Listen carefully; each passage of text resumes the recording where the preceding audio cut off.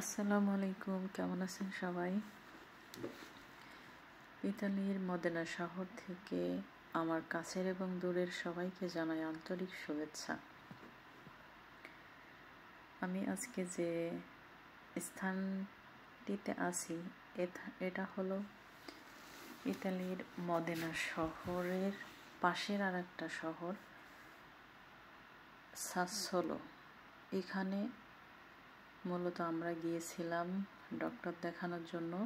তার পাশেই দেখলাম অনেক বড় এবং উঁচু একটা পাহাড়। তাই আমাদের প্রয়োজনীয় কাজ সেরে আমরা পাহাড় দেখার জন্যে উঠে পড়লাম। তো দেখতেই পারছেন অনেক কষ্ট হইতেছে ভিডিও করতে, কারণ সম্পূর্ণ খাড়া একটা পাহাড়। পাহাড়ের উপরেও এখানে একটা বাড়ি দেখলাম, অনেক দূরে গিয়ে গিয়ে একটা বাড়ি দেখতে পারছিলাম। প্রচণ্ড রোদ ছিল আর অনেক কষ্ট হচ্ছিল আমাদের দুইজনের উঠতে। তো আমি এবং আমার হাজব্যান্ড আমরা দুইজনই ছিলাম। দেখতেই পারছেন রাস্তায় আর কোনো মানুষ কিংবা গাড়ি কিছুই দেখা যাচ্ছে না। তো এই জায়গাটা আমাদের চেনা না, কিংবা ওরও এই জায়গাটাও অচেনা। আমরা মোবাইলের ম্যাপ ধরে অজানার উদ্দেশ্যে দুইজনে হাঁটছিলাম যে আজকে যদি হারিয়ে যাই যাব। কারণ সময়টা ছিল মেবি দুপুর 11টা। তো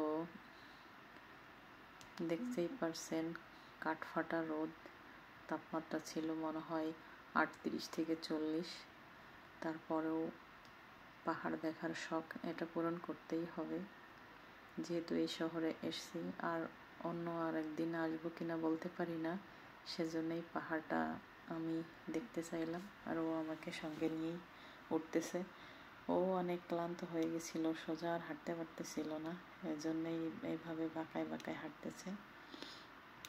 তো দেখেন কিছু দূর আসার পরে কিছুই দেখা যাচ্ছে না, শহর সব কিছুই জঙ্গলে ঢাকা এবং অনেক নিচা। এখনো সামনের দিকে আমরা যাচ্ছি, কিন্তু উঁচুতে আমাদের হাঁটতে হচ্ছে। তারপরে কিছু দূর যাওয়ার পরে আমরা একটু রেস্ট করলাম। দেখেন এত উপরেও আঙ্গুরের চাষ, আঙ্গুরের ক্ষেত দেখে বুঝতে পারছেন এটা কিভাবে চাষ করছে, একদম খারাপভাবে। এক মাথা থেকে আরেক মাথা দেখা যায় না। আর শহর দেখা যাচ্ছে একদম ছোট, অনেক নিচা। এত উঁচু পাহাড়ে আমি আগে কখনো উঠি নাই, আর এই প্রথম আমার পাহাড়ও দেখা। দেখেন পাহাড়ের উপরে চোনা পাথর। তো আমরা দুজন রাস্তা সামনের দিকে পাইতেছি এবং দুজনেই হাঁটতেছি। একটা সময় পাহাড়ের একদম উঁচু জায়গায় চলে আসলাম। এটাই ছিল সবচেয়ে উঁচু জায়গা। দেখেন এখান থেকে আমি ভিডিও করতেছিলাম, তো হঠাৎ একটা অবাক দৃশ্য দেখলাম যে পাহাড়ের চতুর্দিকে, পাহাড় মাঝখানে একটা পুকুর। এত সুন্দর লাগতেছিল, আসলে সরাসরি না দেখলে আপনারা বুঝবেন না। দূর থেকে ওইভাবে বোঝা যাচ্ছিল না, তারপরেও জুম করে দেখানো হচ্ছে। আর পাহাড়টা ছিল অনেক পরিষ্কার পরিচ্ছন্ন, সুন্দর করে গাছ টাছ কাটা ছিমছাম। তো দেখতেই পারছেন কত সুন্দর। তবে ছবিতে দেখে মনে হচ্ছে, ভিডিওতে মনে হচ্ছে এটা তেমন উঁচু না, কিন্তু এটা আমরা যখন সচক্ষে দেখলাম বুঝতে পারলাম যে এটা কত উঁচু। তো অনেক ক্লান্ত হয়ে গেছিলাম হাঁটতে হাঁটতে। এরপরে আমরা এই যে সবচেয়ে উঁচু জায়গা থেকে আবার রাস্তাটা নিচু ছিল, এখন নিচুর দিকে যাইতেছি। অনেক সময় পার হয়ে গেছিল, আমাদের অনেক টায়ার্ড লাগতেছিল। এই জন্যে আবার চিন্তা করলাম আমাদের শহরে ফিরে যেতে আমরা বাস মিস করব।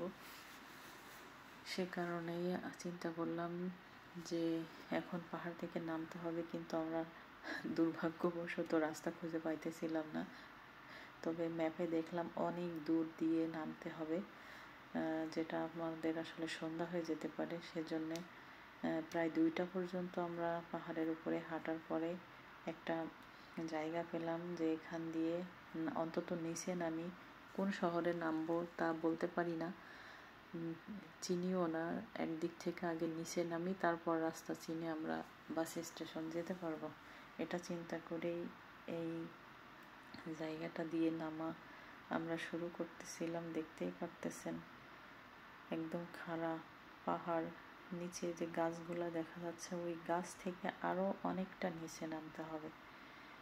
নিচের গাছগুলার ভাবছিলাম যে মনে হয় ওটাই লাস্ট, কিন্তু নামতে নামতে দেখি না, ওটা মিডিলে গাছ, একটু সমতল জায়গা, তারপরে আবার ছিল আরো প্রায় মনে হয় আমাদের নামতে 4 কিলোমিটার মতো আমাদের উপর থেকে নামা লাগছিল। অনেক ভয় নিয়ে নামতেছিলাম, অনেক ভয় করতেছিল যে আল্লাহ যদি এখান থেকে কোনোভাবে পা পিছলে পড়ে যায় তাহলে আর ওঠার ক্ষমতা নাই, কোথায় গিয়ে ঠেকবো তাও জানি না। ও তো আমাকে রেখে হেঁটে চলে যাচ্ছিল, আমি ভয়ে পা ফেলতেছিলাম, পড়ে যাওয়ার ভয় পাচ্ছিলাম, পরেও আমাকে সাহস দিচ্ছিল। এভাবেই আস্তে আস্তে আমরা নেমে যাচ্ছিলাম। পরে আমি খুবই স্লোলি নামতেছিলাম, ও আমার এসে আমাকে হেল্প করলো, হাত ধরে নামাইতেছিল, বলল ভিডিও করা বন্ধ করো, আগে আমরা জীবন বাঁচাই। ওরও অনেক ভয় করছিল, তারপরও আল্লাহর নাম নিয়ে আমরা দুজনে রওনা দিলাম। যে যা হোক যাই, সবাই দোয়া করবেন, কেমন লাগলো বলবেন। আল্লাহ হাফেজ।